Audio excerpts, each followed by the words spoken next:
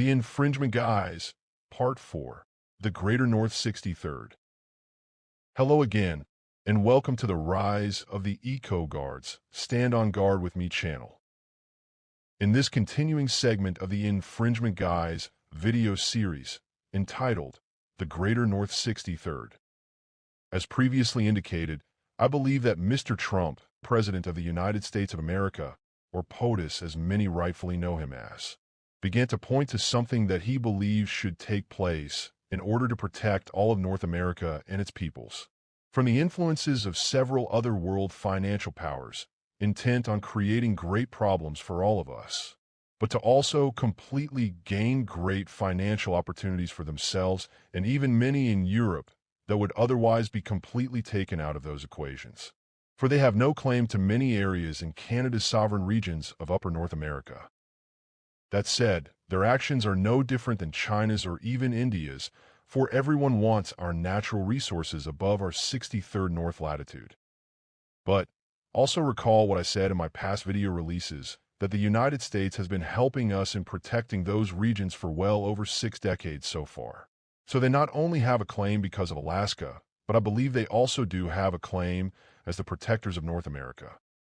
And those possible actions would also allow for the United States to gain great assets to quell their debtors and change the entire reality of all our economic hardships, even those in Canada included.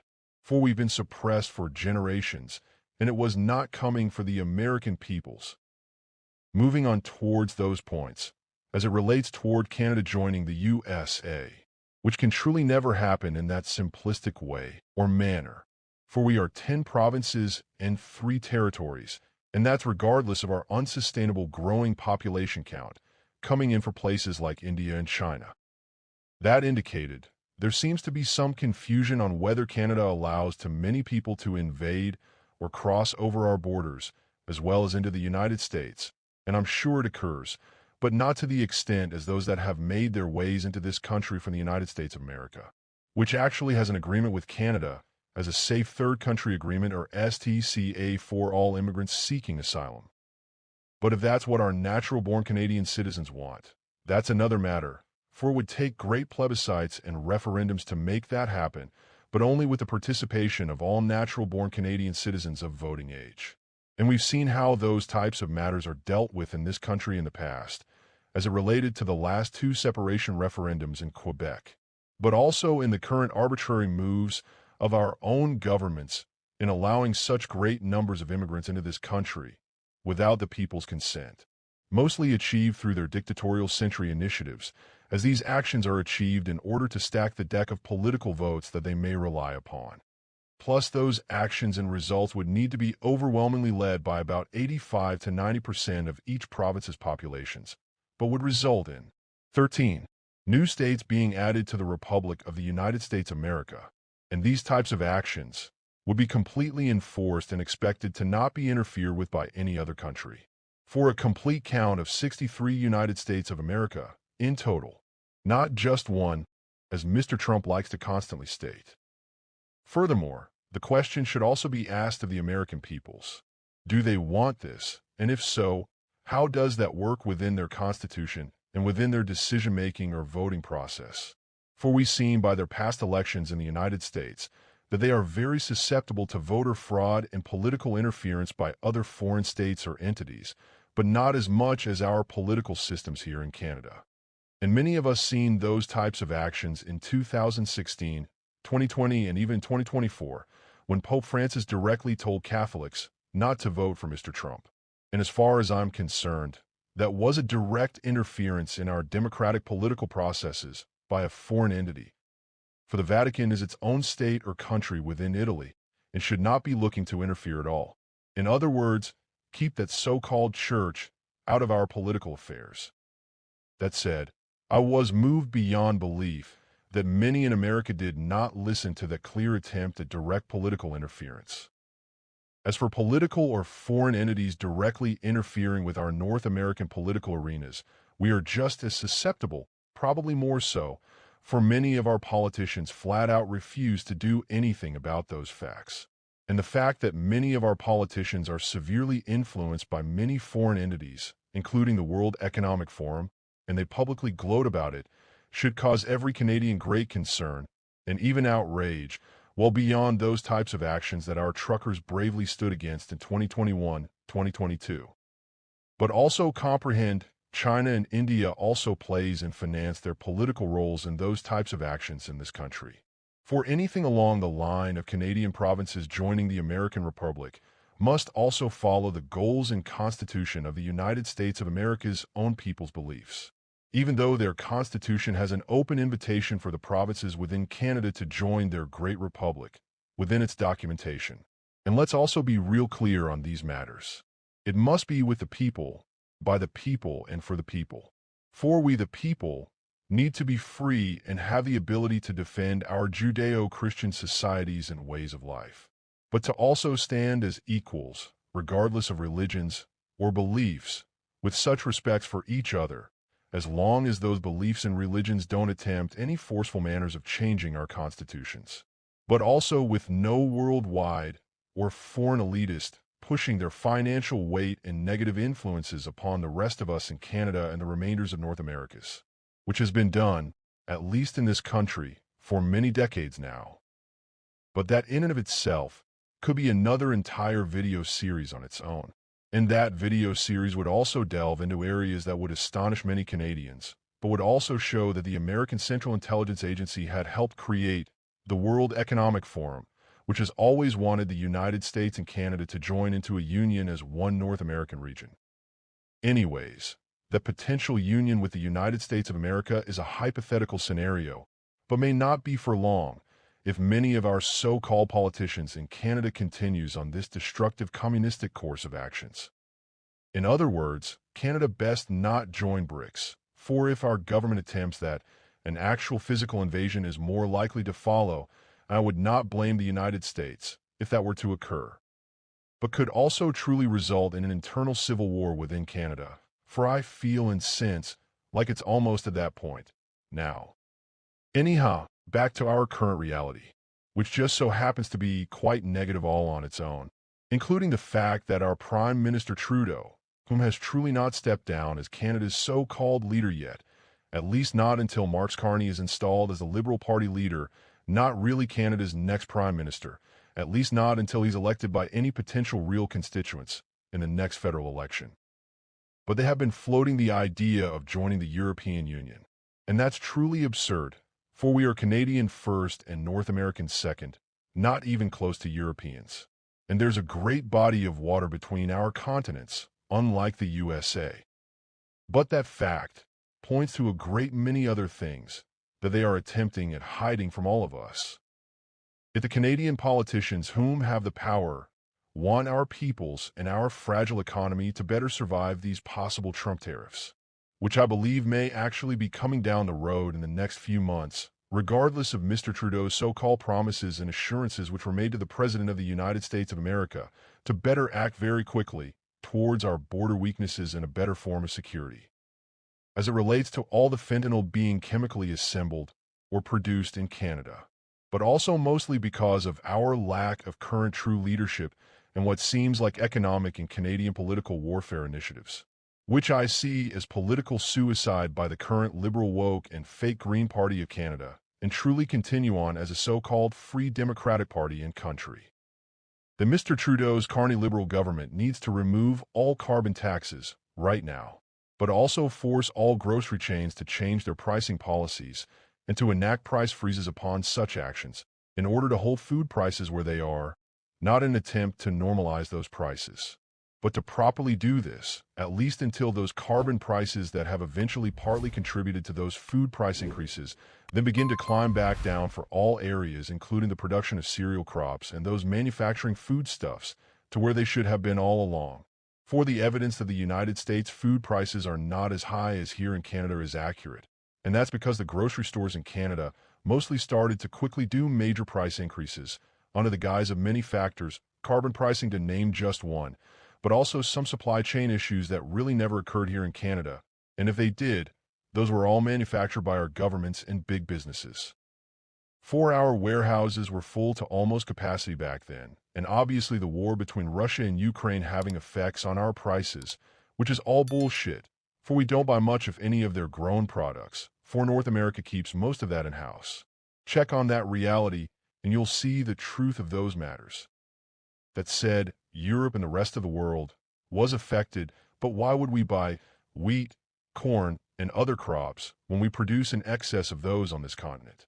And those people that truly understand logistics and manufacturing of processed foodstuffs and cereals and how they are stored for sometimes years before they are sold or run low, know that this is an accurate statement. But also because they hoard those products, so much so that when those came close to the best before dates, they were forced to attempt to quickly sell those off. It's actually beyond observable. It's just many people don't know these facts. That production capacity was observed and actually began to quickly take place before any such carbon tax increases would have truly had any effects upon food production and prices. But that transpired when those company CEOs found out from the Bank of Canada publications and media releases that many people here in Canada that had received government supports had stored their CERB money away in banks during the SARS-CoV-2 pandemic. And those grocery chain CEOs got pissed off, for they believed that those funds should have been spent on their products by those people whom were smart enough to do this. And believe me, that fact was more than observable. It's also noted as occurring before those carbon taxes could have made those effects upon those products and their price lines. But the question should have also been this: what right did the Bank of Canada governor have in publicly putting out such information?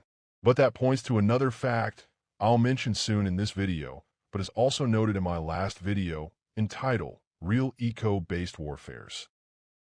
Most big businesses only care about one thing: making big profits, regardless of whatever the human or environmental cost might be. And they'll always lie while convincing societies that they are all angels out to help humanity and our ecosystems, when nothing could be further from the truth. Just like their current net zero and carbon tax initiatives that are all illusions with smoke and mirrors and are meant to distract you all from learning or knowing the truth about a great many things. But on the other hand, small businesses are the real backbones of all economies and societies that are just trying to exist after being currently attacked over the last decade, while they are all trying to maneuver around all the bullshit being perpetrated by all the larger entities, conglomerates, and many governments, while still achieving their goals without completely disappearing from the overall market landscape. And that proof of those larger entities' dominance and supremacy overall is written in all their business plans, for how can anyone predict their future sales or outcomes? Then when they fail, they file bankruptcy and place the burden of economic weight and the environmental cleanups that are usually required when they walk away from those failed major projects or manufacturing facilities upon those societies.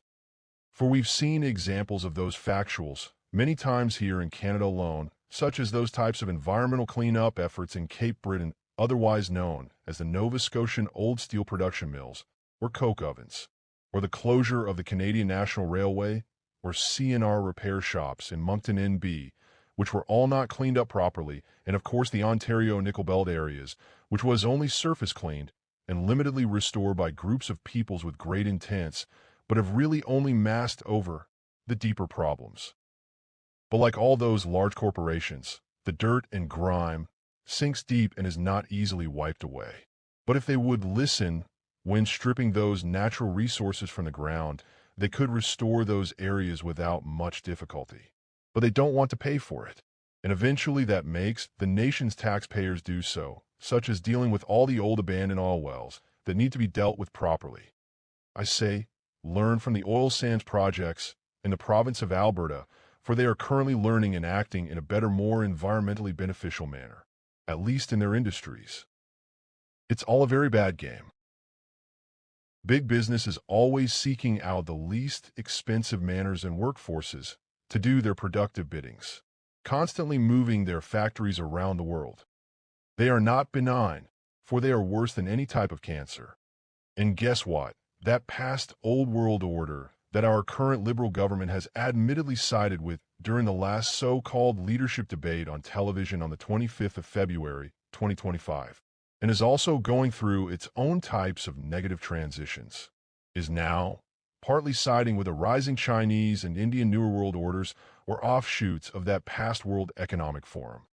But even those organizations are just a limited public facade of whoever is really controlling those efforts. It's comprised of mostly big businesses and vast conglomerates that conspire to keep themselves relevant with whatever changing ripped-off so-called green or innovative ideas and concepts they steal through the many systems they have to achieve those goals. And that's easily witnessed and achieved, even more nowadays, mostly because of the Internet of Things. Moreover, in order for them to continue, they heavily influence the governments of mostly weaker countries, like Canada and elsewhere.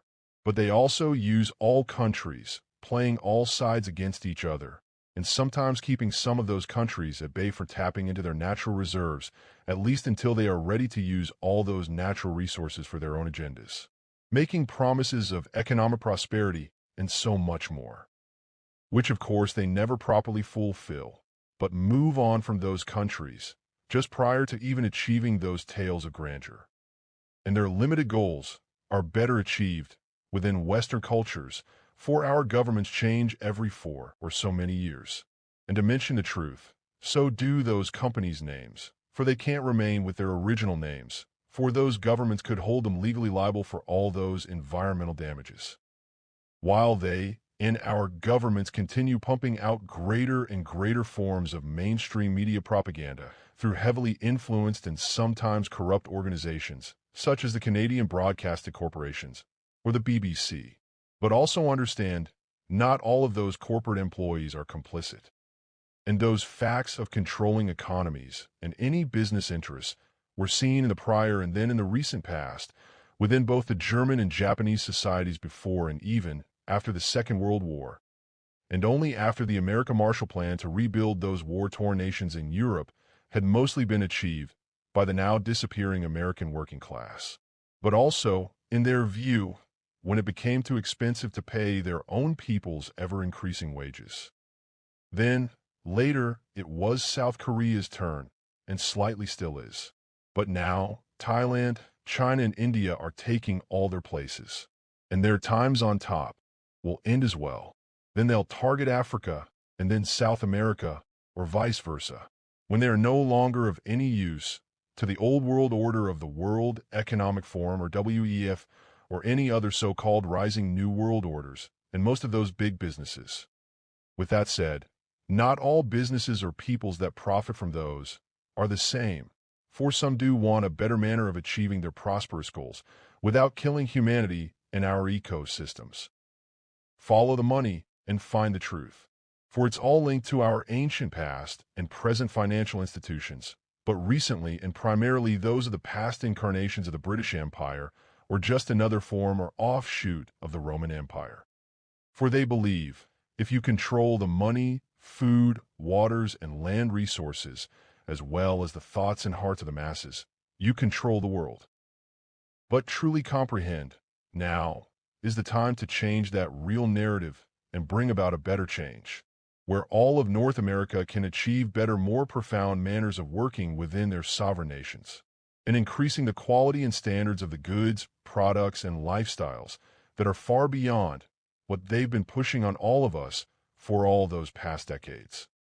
Also comprehend those past products and goods that they've been pushing on all of us in the last several decades have all been designed to break down or only last 3 to 6 years at best. For that's how they believe that they can continue in business and make more money. And those products and goods are not easily recyclable, for they are all mingled with plastics, steel, aluminum, and electronic printed circuit boards that are beyond difficult to take apart to recycle.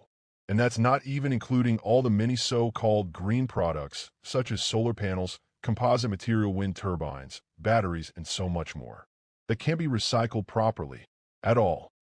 And that's because of the energy and human labor that would be required, that they, of course, refuse to pay for.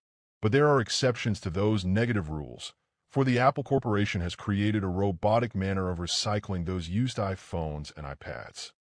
I know this to be true, because the eco-guards organizations have been working at finding and bringing those types of eco-based solutions to the table for well over 40 plus years. For we truly attempted those major recycling efforts and goals for a great many years. Actually, with no help from any of them, all governments included. And we found many past products that were sent to us, such as older American-made CRT televisions, that are still working well after 50 years of service.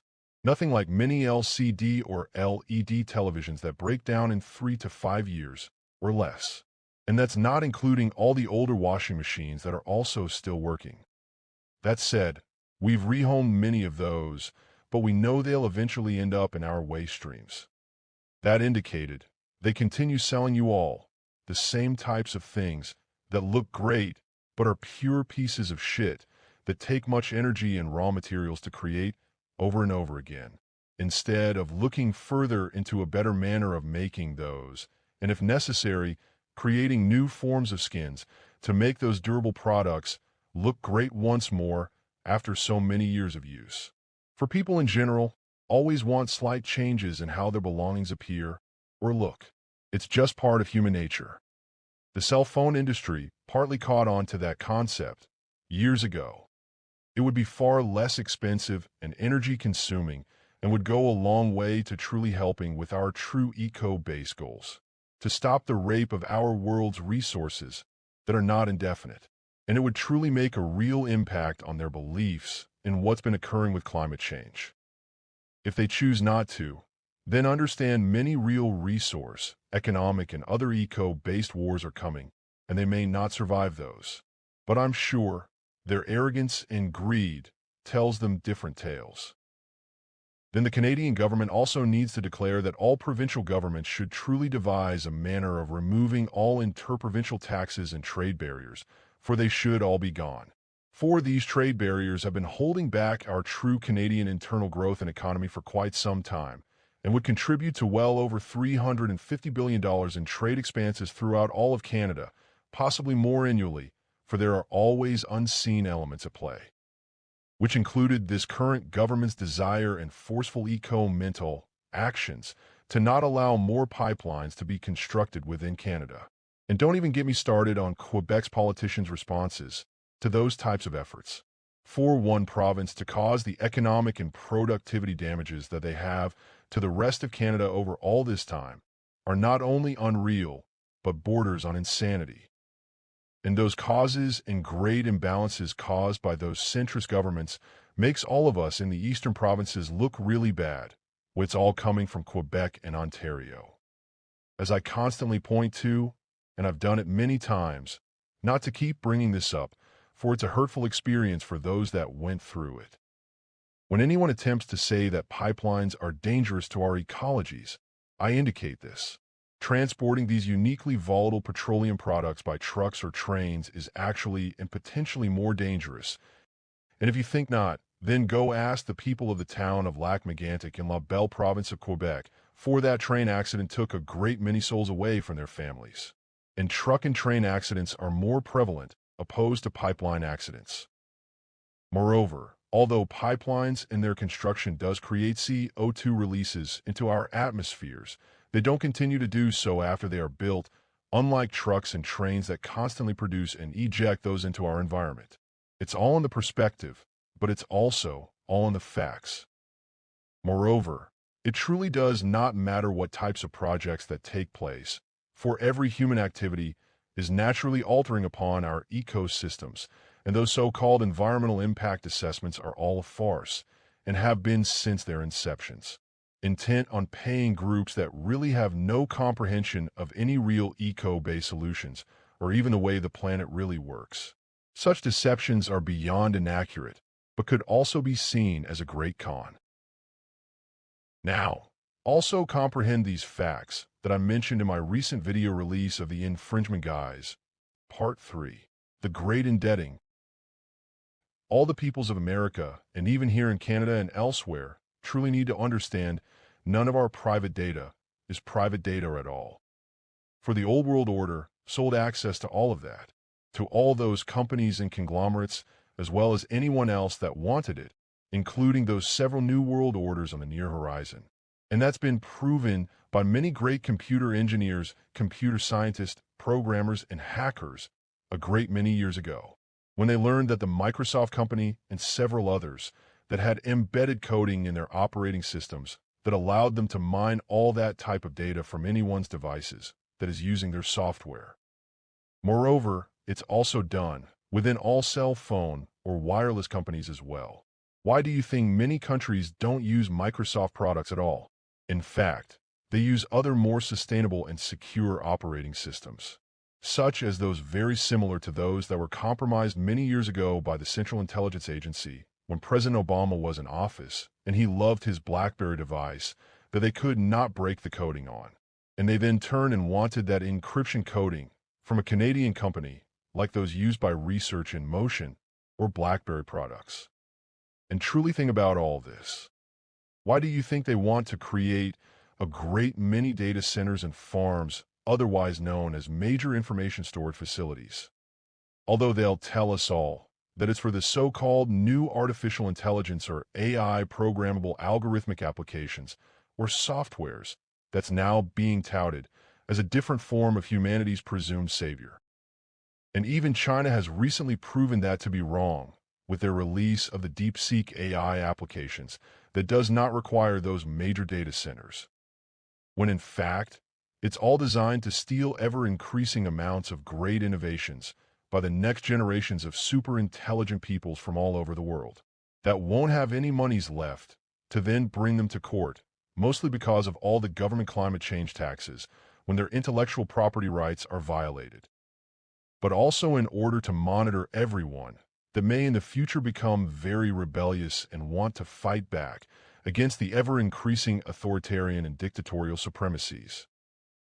That said, the proof is all around. Just witness those facts by their own propagandist actions of the past. Have you ever noticed how fast they can get a hold of the personal data of an individual that presumably commits a great crime? Then suddenly they know almost everything about that person, and then they broadcast it for the world to see, when it should take them several days, if not weeks, to gain insights of such a nature, after attaining court orders, the release of that information into their hands.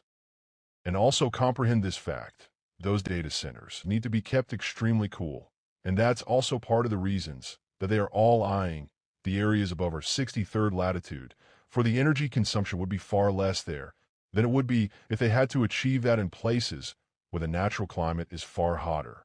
And it does not hurt their efforts and security concerns that very few people are in those vast tundras areas up north. Anyways, back onto where I was prior to that factual rant. Now you know part of the reasons for all the political distractive tactics that everyone is being bombarded with to keep you from caring about all the real facts and issues that truly affects all your lives. But also truly understand or comprehend these facts, the real environmental goals and agendas of over 6 decades ago by peoples and groups that truly had their heads on their shoulders in the right manner and really seeing what was coming down the road as it relates to ecological crisis, was always intended not only for protecting our ecosystems, it was about attempting at keeping our world as ecologically pristine for all of humanity first, while maintaining great eco-balances. In other words, it was not about just protecting trees, whales, baby seals, dolphins, and all other life forms, some of which were unavoidably headed towards extinction, because of an ice age termination point or event which takes thousands of years to truly end, and has been misconstrued and pushed as a form of completely human-created climate change, while they also conceal or try to forget or push away the real reasons and damages being caused by those big businesses' actions, such as water pollutions, land degradations, and other pollutions, and the toxic messes that all their big businesses cause to all those natural elements and surroundings. Let alone all goes landfills or garbage dumps created by all their useless, cheaply made products that end up in dumps that further cause more methane releases into our ecosystems, more so than any amount of cow farts that they so love to tout as being major causes to climate change. And that's not even including all the gold extraction being conducted up north, with all the breaking of those natural permafrost barriers that then cause a quick accumulation of more methane releases. Although some of the very things that do cause such negative outcomes, such as major cities and their climate-altering attributes of major heat, that's expelled into our upper atmospheres, and is, but should be of a greater concern than any amount of CO2 that no one seems interested in talking about. Well, at least not many talk about except the eco-guards organizations. For recently, there has been a propagandist movement all being pushed by big money interests as well as the World Economic Forum and the United Nations. And many governments within our country and elsewhere have all fallen for that con job and that really bad idea of 15-minute cities or death traps that are being proposed are all done under the guise of net zero policies and agendas. And nothing could be further from the truth as it relates to doing those things for the betterment of our ecologies. Or should I say, these things and so much more is being pushed upon the masses of peoples throughout the world and is a clear infringement of all their constitutional rights and even human rights. Through these types of actions, they hope to control something that they have no right to, namely you and your independent soul and life. Nor do they even really understand what they are doing to our living planet. For those cities act very much like heat sinks and do contribute greatly to their manufactured factual accelerated changes to our climate. It's bad enough that our world is at an ice age termination point, or event, that all the masses of peoples will have to learn to adapt and change with. And that includes changing their living around coastal areas, where many peoples have come to call those places their homes. And that's not necessarily because of increasing sea levels, but the types of weather or storms that have begun to periodically or seasonally devastate those coastal areas or places. Then, throw on the fact that many insurance companies will no longer pay out what those clients have been paying for in the form of property protections and replacement cost, sometimes for a great many years. And that includes the other factors that are also showing more of their presence, like major forest fires, which is an inevitable fact of an ice age termination event, just like inland flooding. But then to condense and also artificially increase the extent of heat being put out into our upper atmospheres by putting great numbers of peoples together in those places, whom all put off their own forms of heat, and then add the heat generated by all the concrete, clay, and iron cities that will push our climate and environment to its breaking point. It's probably one of the worst ideas that I've ever heard coming out of Davos, the place where those so-called rich intelligent peoples meet, otherwise known as the World Economic Forum. And to be factual, I don't believe there's a serious IQ amongst all of them, unless that's all part of their nefarious agendas to utterly kill the planet and most of humanity. Really, think about that possibility for a moment, and then ask yourself, if you found all this to be true, what would you or could you do? For those proposed places are far more devastating to our ecology than anything else that mankind does on this planet.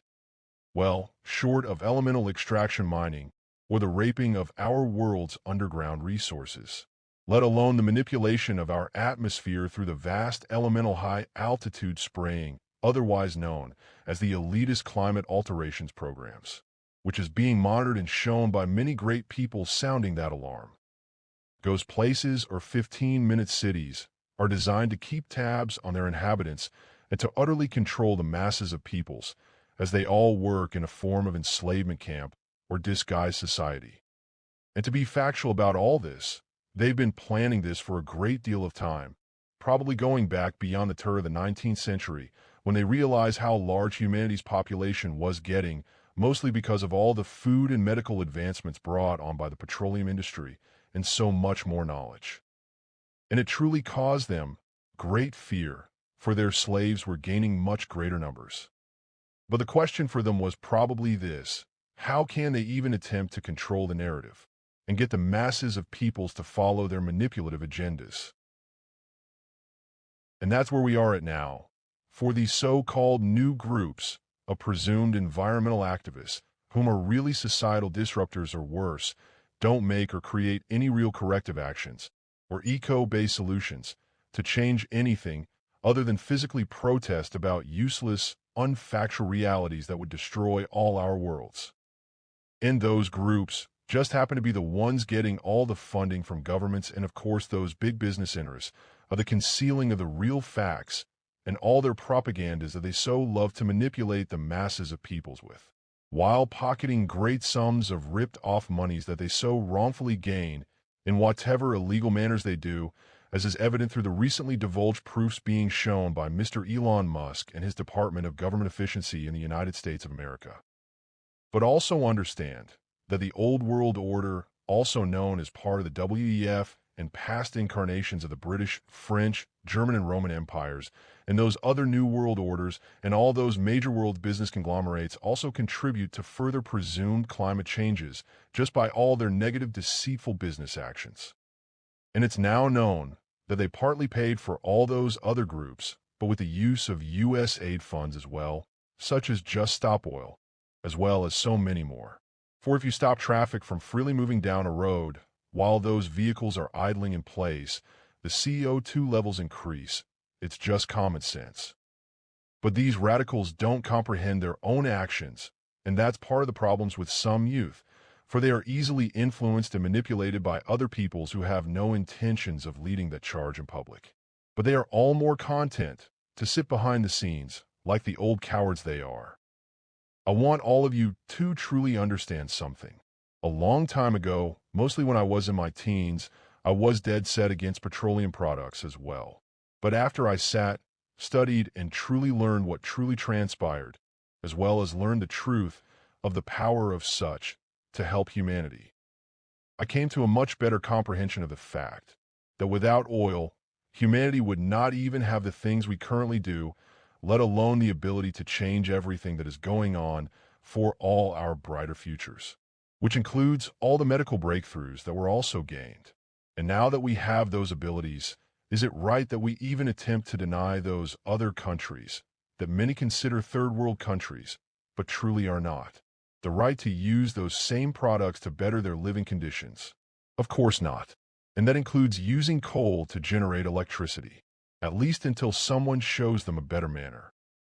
For all those sources are far better than the alternatives of nuclear, and that's regardless of all the propaganda being pushed that this way of energy harnessing is much cleaner, when in fact, it's much more destructive to all life upon this world. Although they attempt to say it's clean, look closely at the waste produced and the fact that humans or really any living entities can go around that for hundreds of thousands of years. What would future generations think when they can't get close enough to those waste sites in order to even maintain those costly efforts? Einstein said it best, what a way to boil water.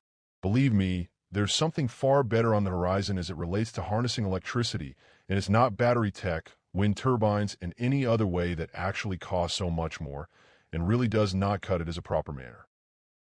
Back to the other solutions that the Canadian government will need to quickly enact even further to these other efforts mentioned before in order for them to survive trump cards that are being laid out on that table. They should also stop allowing municipalities to keep charging the citizens for water and sewer, for those used to be part of the reason for our property taxes, and the separation of such from those property taxes actually violates our charter rights and places a great burden upon households that are already finding it difficult to manage their affairs. And I know that many premiers would say that water falls under their provincial jurisdiction, and they are not wrong. But constitutional and charter rights falls under all our constitutional rights, which is the supreme laws of the land, and as is indicated with that great document, any law or policy that attempts to violate those charter rights is void and nil. So those so-called powers and abilities that the provinces and municipalities have only extends to any laws that don't violate our charter rights. And when they violate those, they face real legal actions, and possibly worse if they don't move to eliminate those quickly. Or even better, stop suppressing the will of our peoples and bring back our parliament and allow the confidence vote to take place, so that our peoples and their elected representatives may take their God-given liberties to have their say as it relates to our security, which is another one of our charter rights, thereby allowing for whatever political party to have the 4-year mandate that's required to deal with our lax border, plus so much more, like the fentanyl, homeless, and economic food crisis that are enveloping our nations. I would also like to know this. Why is it that our governments always force their citizens to take matters, such as some of these, to the highest court in the land? Don't you think those judges already have enough to do? For when the citizens of a country always have to take their governments to court to resolve issues, which for the most part have already been ruled on by the courts, or are clear violations of our charter rights or human rights, you diminish those rules and rights, but also any trust that your own peoples may have had in any governments. And if you continue, the peoples will respond in manners that you're not accustomed to, similar to what transpired with the truckers' convoy in 2022, and possibly worse. Mark my words, and truly understand this.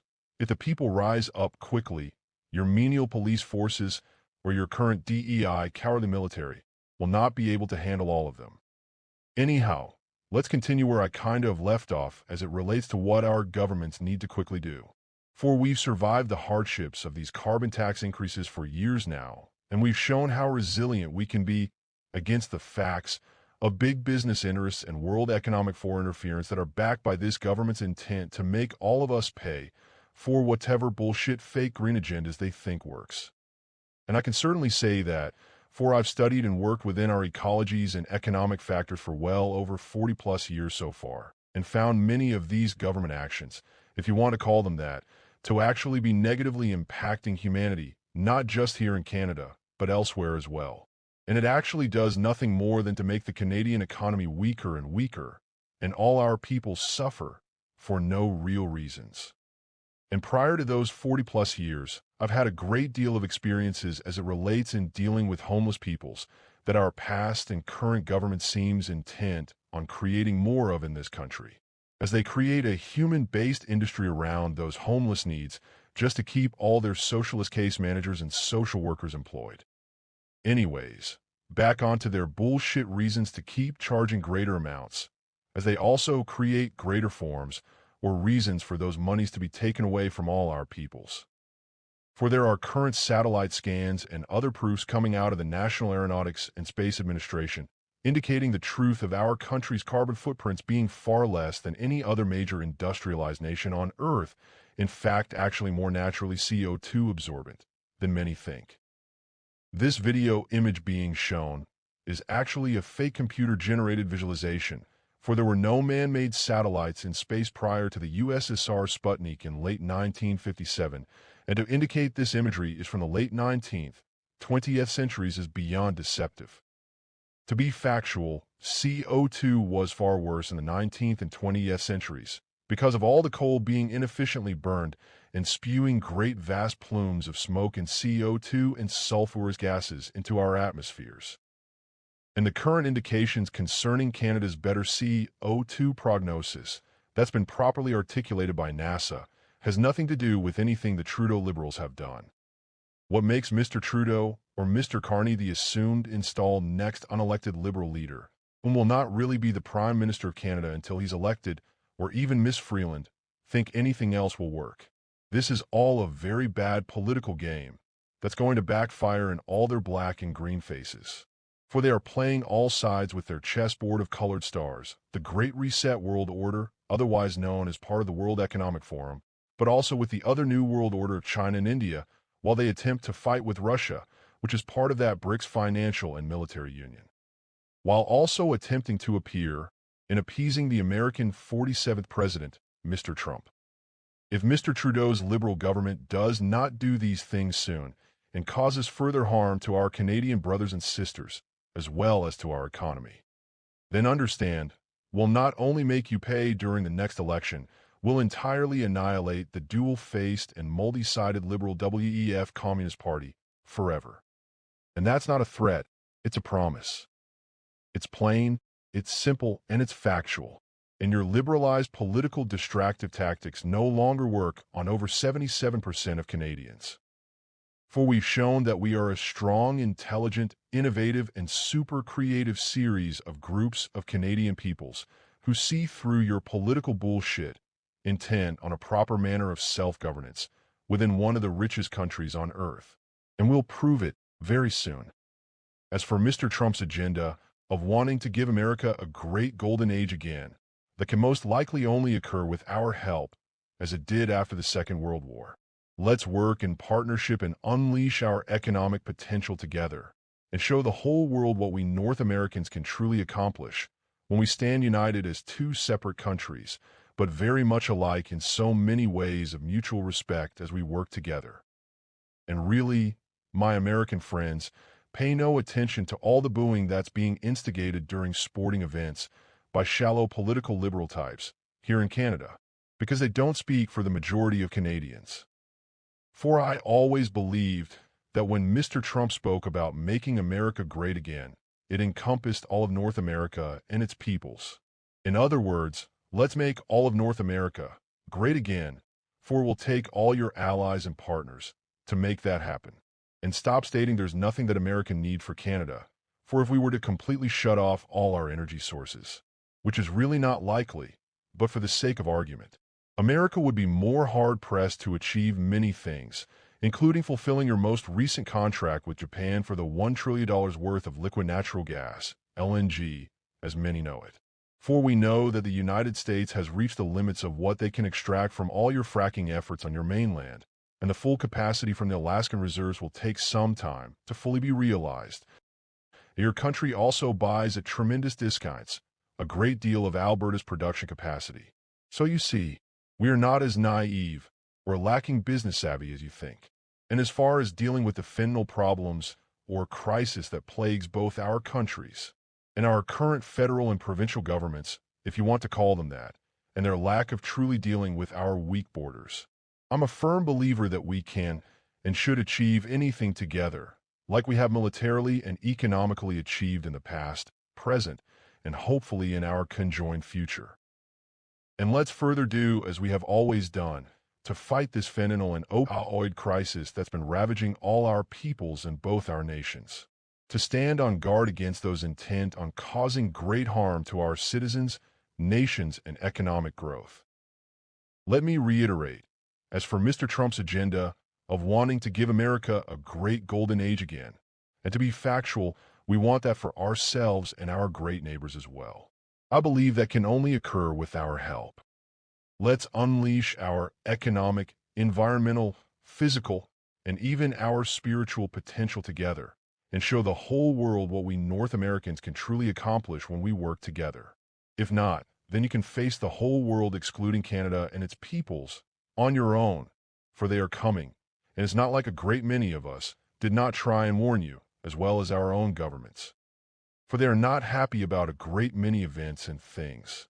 And that includes many of the things that some of the other countries around the world asked you to do and pay for on their behalf for all those years as the protectors of freedom, liberty, and justice, which actually cause your countries great indebting.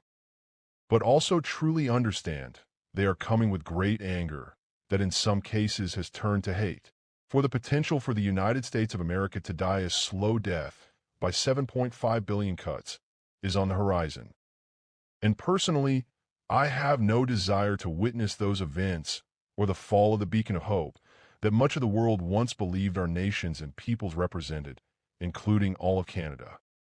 For during the Cold War, your predecessors and military conjointly protected our homeland after insisting we shut down our own protective Avro-Aero program and then initiated the NORAD program together.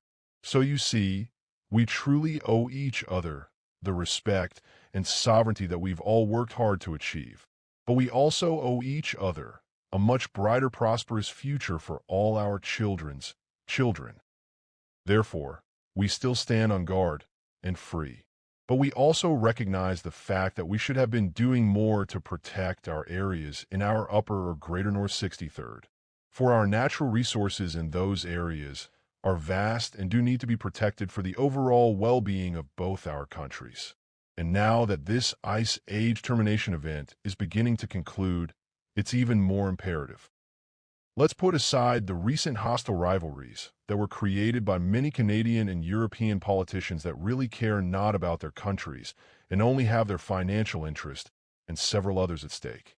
And let's get to work bringing in an era of prosperity well beyond anything that we or anyone else in the world have ever witnessed before.